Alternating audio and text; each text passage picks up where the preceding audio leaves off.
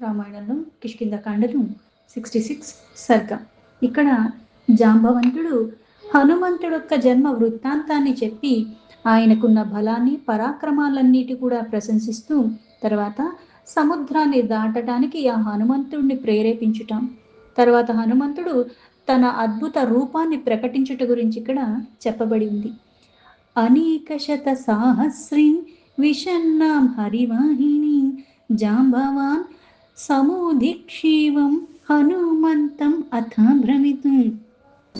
జాంబవంతుడు అనేక లక్షల కొలదిగా ఉన్న ఆ వానర సైనికులు ఇంత విషాదానికి లోబడ్డారు. ఎందుకంటే ఎవరు ఎంతెంత దూరం ఎగరగలరు ఇవన్నీ చెప్పిన తర్వాత అంగదుడైతే వెళ్ళగలడు కానీ మళ్ళీ తిరిగి రాగలడో ఏమో తెలియదు, ఇంక ఎవరు వెళ్ళకపోతే నేనే వెళ్తానంటారు. కానీ జాంబవంతుడు, నువ్వు మాకు నాయకుడిగా ఉన్నవాడివి, నీ రక్షణ మేము చూసుకోవాలి తప్పితే నువ్వు వెళ్ళటం అన్నది అది సరైన పద్ధతి కాదు, ఇక్కడ ఉన్నది ఒకళ్ళు చెయ్యగలిగిన వాళ్ళు ఉన్నారు అని చెప్పాడు. కాకపోతే ఇంక ఎవ్వరూ వెళ్ళటానికి వీలు లేకుండా నేను వెళ్ళకపోతే గనక మనం ఈ ప్రాయోపవేశానికి ఇంకా పూనుకోవాలి, అది తప్పితే ఇంకా వేరే మార్గం లేదు అని అంగదుడు చెప్తాడు. అక్కడున్న వానరులంతా అంత విషాదానికి లోబడి ఉండుట గమనించిన జాంబవంతుడు అంతటా హనుమంతుణ్ణి ప్రేరేపిస్తూ ఇలా మాట్లాడతాడు. వీరవానర లోకస్య సర్వశాస్త్ర విశారద తూష్ణీం ఏకాంతమాశ్రిత్య హనుమన్ కిమ్న జల్పసి. హనుమంతుడు దూరంగా ఏమీ తెలియనట్టుగా, తనకేమీ చేత కాదన్నట్టుగా, ఇంతమంది ఇంతింత దూరం వెళ్ళగలనని చెప్పినా సరే అయినా మౌనంగా ఉండిపోయాడు. అది గమనించిన జాంబవంతుడు, ఓ ఆంజనేయ, నీవు వానరులందరిలో కూడా సాటి లేని వీరుడు, అంటే నీతో సమానమైన వాళ్ళు ఇంకొకళ్ళు లేరు. సమస్త శాస్త్రముల్లోనూ ఆరితేరిన వాడువు, నువ్విట్లా ఏకాంతమైన ప్రదేశంలో ఇలా కూర్చున్నావేంటి, ఇలా ఏదీ మాట్లాడకుండా, అంటే సమయానికి సందర్భానికి తగ్గట్టుగా వ్యవహరించాలి, కానీ ఏమీ తెలియనట్టుగా ఏమీ చేతగానట్టుగా ఇలా ఎందుకు ఉన్నావు మౌనంగా అని. హనుమన్ హరిరాజస్య సుగ్రీవస్య సమూహ్యసి రామలక్ష్మణయోశ్చాపి తేజసా చ బలేన చ. మౌనాన్ని వహించి ఉండట అన్నది ఎందుకు, కారణం ఏంటి? ఓ వాయుసూతుడా, తేజస్సులో బల పరాక్రమాల్లో కూడా నువ్వు వానరరాజైన సుగ్రీవుడితో సమానమైన వాడివి, రామలక్ష్మణులకు కూడా నువ్వేమాత్రము తీసిపోవు అని చెప్పాడు. అరిష్టనేమి నః పుత్రో వైనతేయో మహాబలః గరుత్మానితి విఖ్యాత ఉత్తమ సర్వపక్షిణాం. కశ్యప మహర్షి వలన వినీత ఎందు కలిగిన గరుత్మంతుడు చాలా బలశాలి, అతడు పక్షిలోకానికే చాలా శ్రేష్టంగా ఉన్నవాడు. బహుశో హి మయా దృష్టః సాగరే సా మహాబలః భుజగానుర్ధరన్ పక్షి మహావేగో మహాయసాః. మహాబలవంతుడైన పక్షిరాజైన గరుత్మంతుడు ఆ వేగంగా, అంటే ఎంత చాలా వేగంగా పయనం చెయ్యగలిగిన వాడు, అందులో చాలా సుప్రసిద్ధుడు. అంటే ఈయన కన్నా వేగంగా ఎవ్వరూ వెళ్ళలేరు, అంత త్వరగా వెళ్ళగలరు, అంత వేగంగా వెళ్ళగలడు. అతడు సముద్ర జలముల నుండి మహాసర్పాల్ని కూడా బయటికి తీసినవాడు, అలా తీసుకుని వెళ్ళిపోతుంటే నేను చాలాసార్లు అది చూశాను అని చెప్పాడు. పక్షయోర్యద్బలం తస్య తావత్ భుజబలం తవ విక్రమాశ్చాపి వేగశ్చ నతే తేన వహీయతే. ఆ గరుత్మంతుడి రెక్కల బలంలో నీ భుజములు కూడా అంతే బలం, పైగా దానికి తిరుగులేనినట్టుగా ఉంటాయి నీకు. పరాక్రమమందు ఆ వేగంగా వెళ్ళగలిగినందు కూడా నీవు కూడా ఆ గరుత్మంతుడికి ఏమాత్రము తక్కువ కాదు. బలం బుద్ధిశ్చ తేజశ్చ సత్వం చ హరిపుంగవ విశిష్టం పర్వభూతేషు కిమాత్మానం న బుధ్యసి. ఓ కపివర, బలము, ప్రజ్ఞ, తేజస్సు, ధైర్య, సాహసాలు, ఇటువంటి వాటిలో అన్ని సకల ప్రాణుల కంటే కూడా నువ్వు శ్రేష్టమైన వాడివి. ఇలాంటి నీ ప్రత్యేకత నువ్వు గుర్తించుకోవట్లేదేంటి? సముద్రాన్ని దాటటానికి ఎందుకు నువ్వు సిద్ధపడట్లేదు అని. అప్సరాస్ సరసాం శ్రేష్ట విఖ్యాత పుంజికస్థల అంజనేతి పరిఖ్యాత పత్ని కేసరినో హరిహి. అయితే అప్సరసల్లో కూడా శ్రేష్ఠురాలైన, పైగా చాలా ప్రాముఖ్యత ప్రసిద్ధి వహించిన కుంజికస్థల అంటే అంజల అన్న పేరుతో ఖ్యాతికెక్కింది. ఆమె కేసరి అను వానరుడికి భార్య అయ్యింది. విఖ్యాత త్రిషు లోకేషు రూపేణ ప్రతిమా భువి అభిశాపాదభూతాత వానరీ కామరూపిణి దుహిత వానరేంద్రస్య కుంజరస్య మహాత్మనః. ఈ అంజన అన్న అప్సరస ఈ నామంతో ప్రసిద్ధికెక్కింది. ముల్లోకములందు కూడా ఆవిడ అందచందాల ముందు ఇంకా ఎవరూ పనికిరారు అంతలాగా వాసిగాంచింది. కానీ శాపవశమున ఆమె ఈ భూలోకంలో ఈ రూపమందు ఇక్కడ ఒక వానర స్త్రీగా జన్మించింది. నాయన మహాత్ముడు వానరులకి ప్రభు అయిన కుంజరునకు ఆమె కూతురు. కుపిత్వే చారు సర్వాంగి కదాచిత్ కామరూపిణి మానుషం విగ్రహం కృత్వా రూపయవ్వన సానిని విచిత్రమాల్యాభరణ మహర్హ క్షౌమవాసిని ఆచరన్ పర్వతస్యాగ్రే ప్రవృఢం బుధ సన్నిభే. అయితే వానర స్త్రీ అయినప్పటికీ కూడా ఆమె సర్వాంగ సుందరి.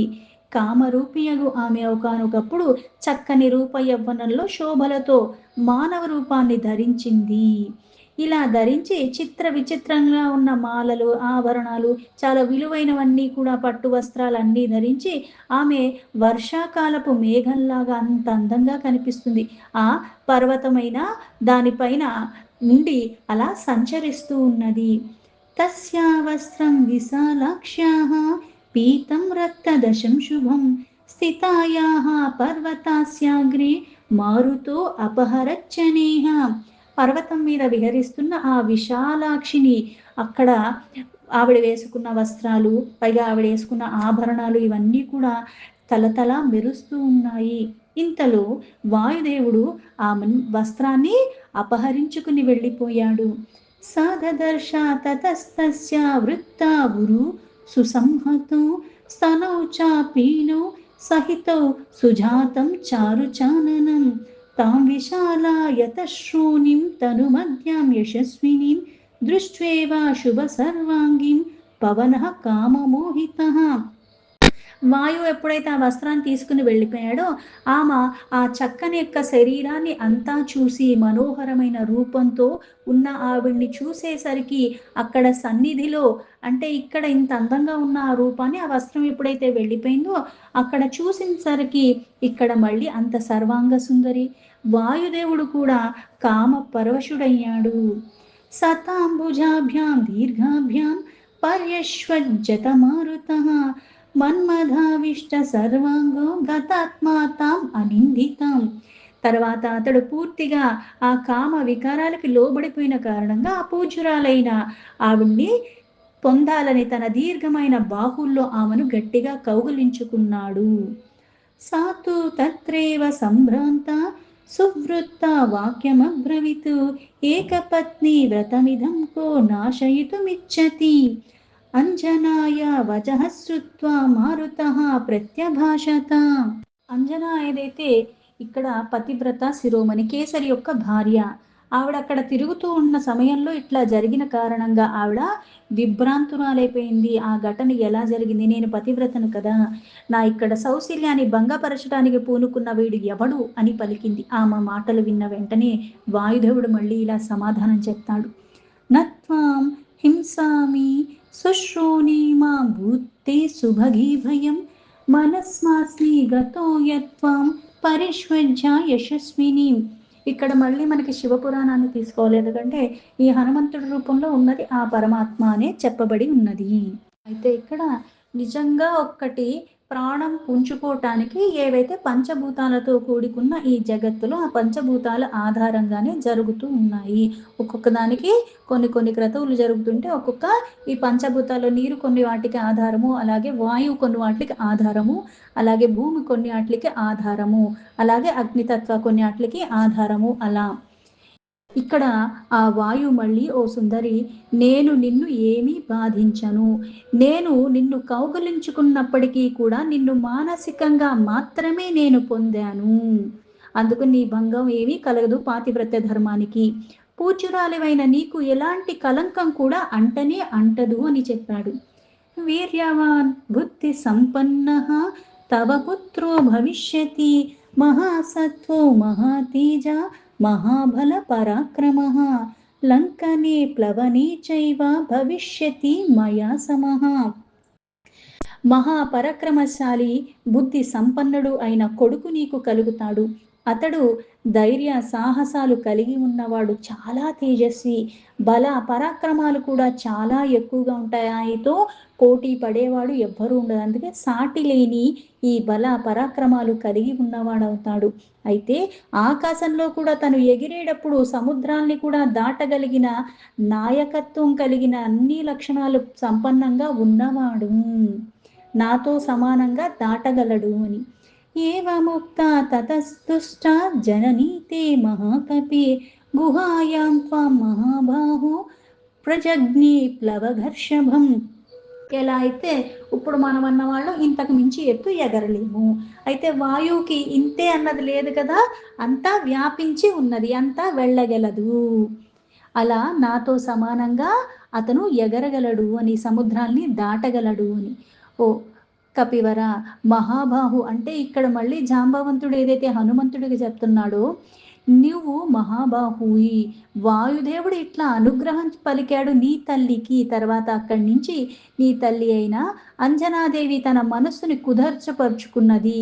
తర్వాత చాలా సంతుష్టురాలైపోయి ఆవిడ కూడా తన గుహ యందు తాను కూడా వెళ్ళిపోయింది. అలా నీకు ఆ తల్లి జన్మనిచ్చింది. అభ్యుత్థితం తతః సూర్యం బాలో దృష్ట్వా మహామని ఫలం చేతి జిగృక్షుస్త్వం ఉత్ప్లుత్యాభ్యుజ్యతతో ధివం ఉత్ప్లుత్యా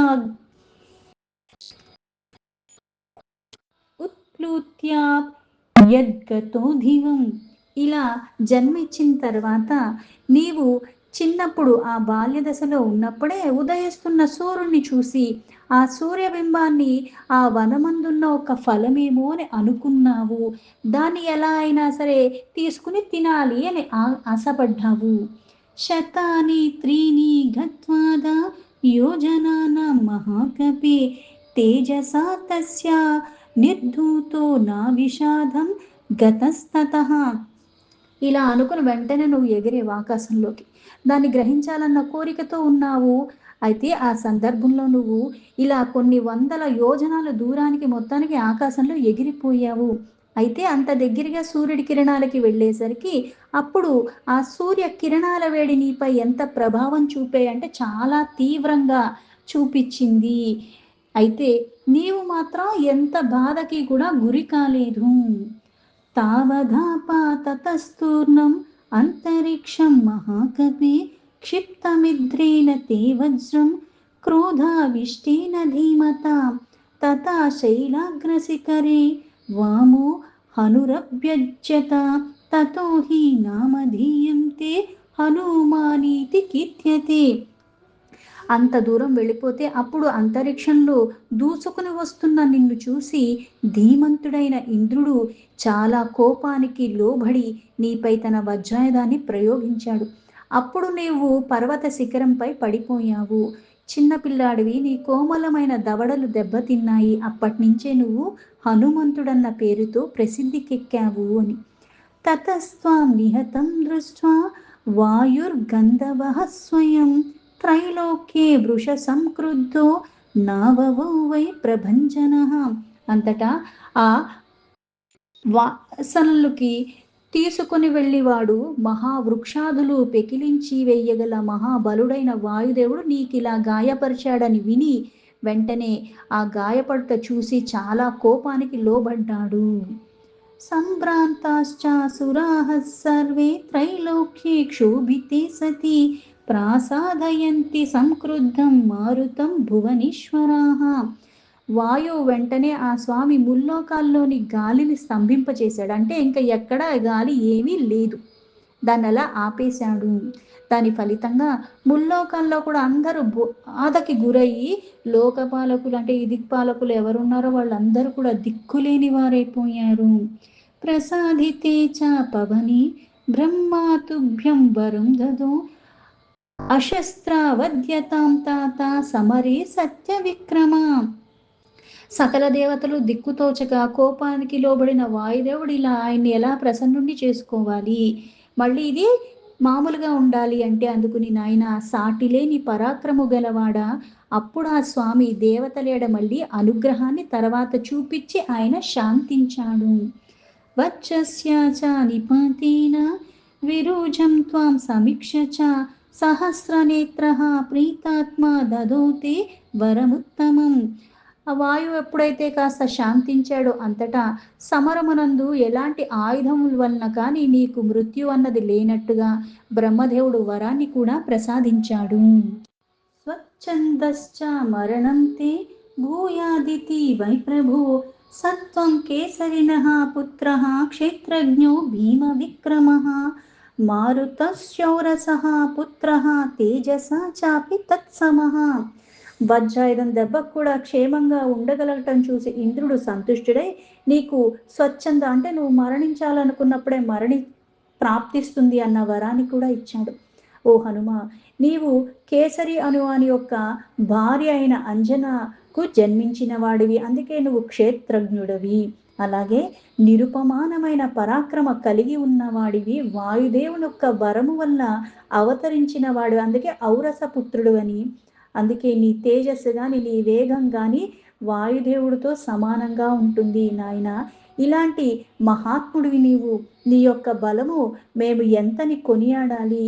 ఇది లోక కళ్యాణదాయకమైన మహాకార్యము, దీన్ని సాధించటానికి నీవే సమర్థుడివి. నీవు అంజనా సూతుడివి, ఇప్పుడు మా అందరికీ కూడా ప్రాణ రక్షకుడివి నీవు అని చెప్పాడు జాంబవంతుడు. ఈదృశస్య హి తే తాత వర్ణయామః కథం బలం కార్యాంచలోకా సమ్మాన్యం కర్తుం శక్తస్వమేవ హి భవాన్ జీవితావే అస్మాకం అంజనా ఘర్మ సంభవః త్వం హి వాయుసూతో వత్స ప్లవనే చాపి తత్సమః వయమత్యాగత ప్రాణా భవాన్నస్తాతు సాంప్రతం ద్రాక్షా విక్రమ సంపన్నః పక్షిరాజా ఇవాపరః. నువ్వు అంజనాదేవి యొక్క పుత్రుడివే కాదు, అంటే వాయు యొక్క ఔరస పుత్రుడివి, ఇలా అన్ని రకాల వరాలు పొంది ఉన్నవాడు, ఎంత బల పరాక్రమాలు కలిగి ఉన్నవాడివి అని చెప్తూ వాయుసూతుడువైన నీవు ఇలా ఒక్కసారిగా ఎగరటం మొదలు పెడితే ఇక్కడ నీతో సమానంగా ఎవ్వరూ ఇంకా ఎగరలేరు. మేమందరం కూడా కొన ఊపిరితో ఉన్నావు, మమ్మల్ని నువ్వే రక్షించాలి.